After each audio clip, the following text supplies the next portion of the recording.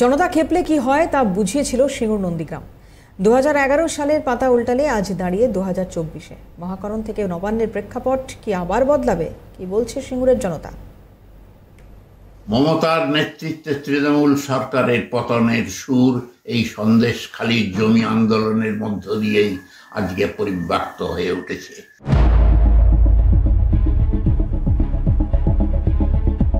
সিঙ্গুর নন্দীগ্রামের পথ লিখেছিল মহাকরণ থেকে নবান্নের ভবিতব্য। মমতা বন্দ্যোপাধ্যায়ের যুগ স্বর্ণাক্ষরে লিপিবদ্ধ হয়েছে জনতার হাতে। পাতা পাল্টাতে পাল্টাতে আজ 2011 থেকে 2024। শিরোনামে আবার সেই জনতা, আর জনতার সন্দেশখালি, ক্ষিপ্ত সন্দেশখালি। লাগাতার চলছে জনরোষ। জনতা খেপলে কি হয়, সরকার বদলায়, তা মমতা বন্দ্যোপাধ্যায় ভালো মতোই জানেন। তবে আবার কি সরকার বদলের পথে হাঁটছে বাংলা, কি বলছে সিঙ্গুরের জনতা? সিঙ্গুর নদীগ্রাম শ্মশান করে দিল দিদি। মরুভূমিতে সন্দেশখালিতেও এখন হচ্ছে আবার। এতে দিদির পতনের রাস্তা এসে যাচ্ছে আস্তে আস্তে। ক্ষমতা এসেছিল, আজকে সন্দেশখালি মমতা ব্যানার্জির সেই আসন চেয়ার খালি করে দেবে। আজকে যেভাবে নারী নির্যাতন আর অত্যাচার হচ্ছে, মানুষের সহ্যের সীমানা ছাড়িয়ে যাচ্ছে। মমতা ব্যানার্জি এখনো পর্যন্ত বুঝতে পারছে না যে ভেতর ভেতর উনি কোথায় চলে যাচ্ছে ওনার সমর্থন।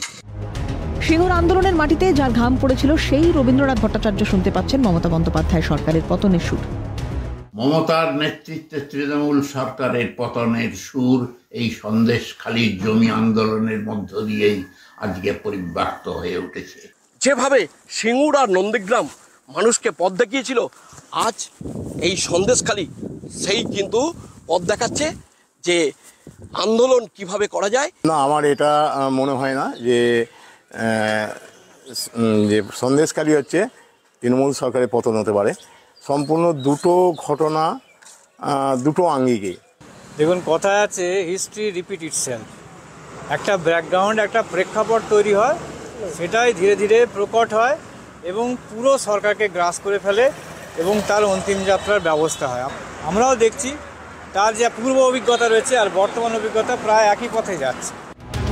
যে পথে নেমে মমতা বন্দ্যোপাধ্যায় মাথায় মুখ্যমন্ত্রীর তাজ তুলেছিলেন, সেই পথে কি তাকে বিদায়বাণী শোনাবে? জবাববন্দির সময় মুঠোয়। হুগলির সিঙ্গুর থেকে রিম্পা মজুমদারের সঙ্গে সুভাষ মজুমদার, ক্যালকাটা নিউজ।